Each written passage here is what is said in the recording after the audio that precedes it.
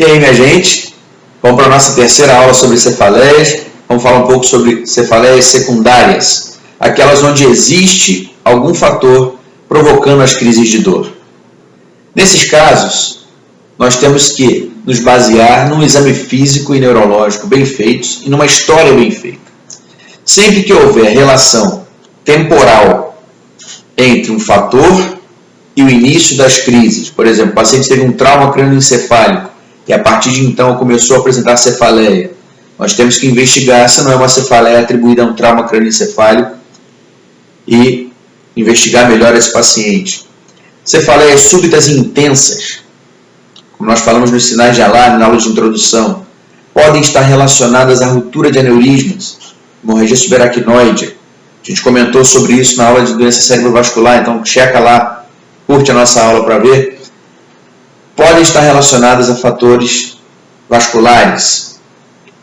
Pacientes que têm um quadro de cefaleia associado à febre, a sintomas infecciosos, isso pode estar relacionado a uma cefaleia secundária, a um quadro infeccioso sistêmico, e quando houver sinais de irritação meníngea, rigidez de nuca, sinal de Kernig, de Brudzinski, essa cefaleia pode estar relacionada com um processo infeccioso no sistema nervoso central, uma meningite, uma meningoencefalite, e aí você tem que investigar prontamente e tratar esse paciente. Se essa dor de cabeça vem com sintomas focais, além da dor, ele tem uma hemiparesia, uma alteração de força, uma alteração dos reflexos profundos, uma alteração em nervos cranianos, uma alteração de sensibilidade, você tem que examinar melhor o paciente e investigar com exames complementares. Esses sinais focais eles podem estar sendo provocados por um tumor, por um abscesso, por uma compressão qualquer em uma estrutura nervosa. Então você tem que investigar esse paciente. Cefaleias que estão em piora progressiva, cefaleias associadas a edemas de papila do nervo óptico, no exame de fundo de olho, podem estar relacionadas à hipertensão intracraniana. A hipertensão intracraniana é quando você tem um aumento de massa do parênquima cerebral ou do líquor ou um hematoma dentro da caixa craniana. E aí você aumentando o volume dentro da caixa craniana, a pressão ali dentro vai aumentar e com isso o paciente pode apresentar dor de cabeça. Normalmente é uma dor constritiva em aperto, como se fosse um capacete, apertando o crânio do paciente. No exame físico, nós temos o edema de fundo de olho, o edema da papila do nervo óptico, no exame de fundo de olho, e vômitos não precedidos por náusea. Alguns autores descrevem como vômitos em jato. Na verdade, não é um jato de vômitos, sim vômitos sem náusea. Quando eu encontro esses três elementos, cefaleia constritiva, edema de papila no nervo óptico e vômitos sem náusea, eu tenho que pensar em hipertensão intracraniana e investigar esse paciente com um exame de imagem. Pode ser uma hidrocefalia, pode ser um tumor, pode ser um abscesso, qualquer efeito de massa ali dentro. O contrário também provoca cefaleia, a hipotensão intracraniana, a hipotensão licórica.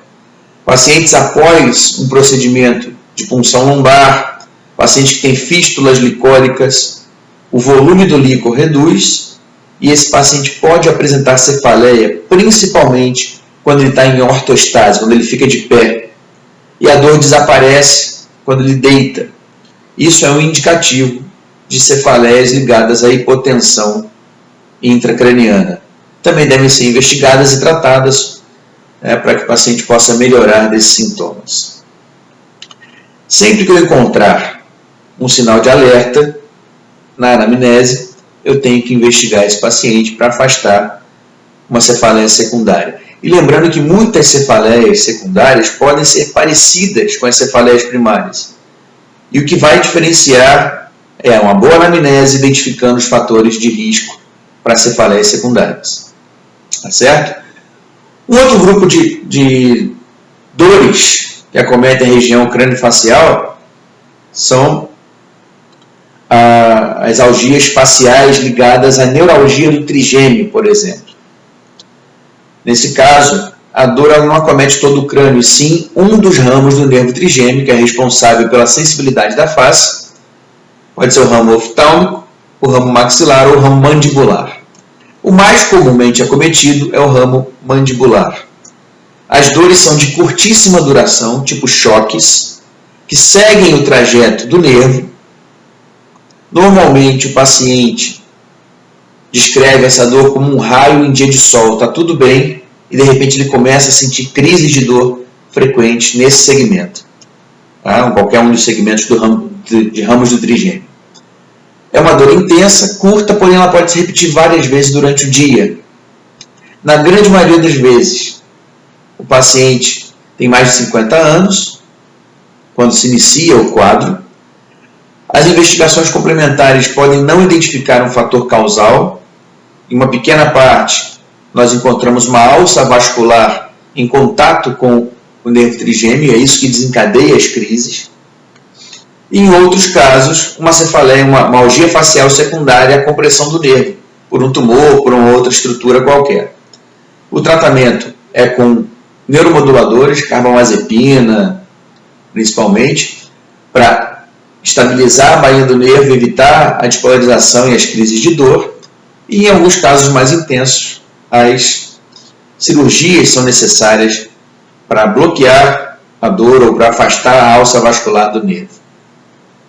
Uma outra cefaleia, outro tipo de dor secundária que acomete bastante pacientes com mais de 50 anos, é a arterite de célula gigante, chamada arterite temporal. Normalmente o paciente com mais de 50 anos apresenta um quadro de dor que pode ser pulsátil, normalmente na região temporal.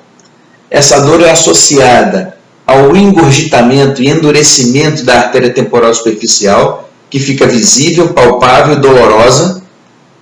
Nesses casos, é importante que se faça uma investigação, uma prova inflamatória, um VHS, uma proteína C reativa, que vão estar bastante elevados nesse tipo de paciente, ou um Doppler da artéria temporal superficial, que vai mostrar o espessamento da parede.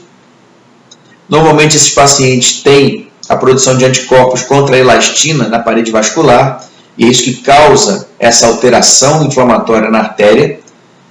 E, normalmente, ele tem outros sintomas ligados à doença inflamatória. Um sintoma importante é a claudicação de mandíbula, dores articulares e até febre pode estar presente.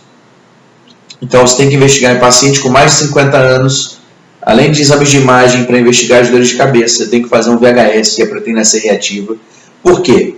Muitas vezes, se você não tratar rapidamente a arterite temporal, ela pode evoluir com uma complicação que é a perda visual definitiva, porque acomete também outras artérias, inclusive a artéria oftálmica. Então, pensou em arterite temporal, VHS elevado, tem que se iniciar o tratamento com corticoterapia. Então, essas foram algumas das cefaleias secundárias e que você tem que investigar o seu paciente. Tá certo? Fique ligado no canal, curta nossas aulas, se inscreva e até as próximas aulas. Um abraço, tchau!